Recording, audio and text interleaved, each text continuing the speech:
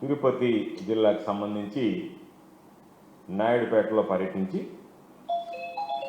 ఆయన నూతన ఇళ్ళు నిర్మించాం, లబ్ధిదారులకు అందించామని చెప్పి ఆర్భాటమైనటువంటి ప్రకటనలు చేయడం జరిగింది.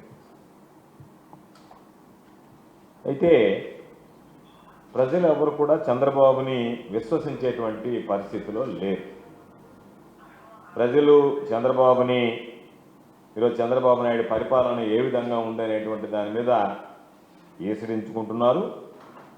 చివరికి నాయుడుపేటలో జరిగినటువంటి సమావేశంలో చంద్రబాబు ఉపన్యాసం వినడానికి కూడా ప్రజలు ఆసక్తి చూపించలేదు. వాళ్ళు ఎంతో విముఖత చూపించారు.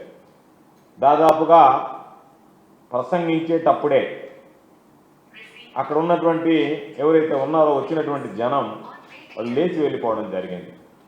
వాళ్ళ ఆ సభలో ఉండడానికి కానీ ఎక్కడ కూడా ఆసక్తి కనపరిచినటువంటి పరిస్థితి లేదు. దానికి సంబంధించినటువంటి వీడియో కూడా మీకు నేను చూపిస్తాను, ఏ విధంగా జరిగింది ఆయన సభ అనేటువంటి దాన్ని.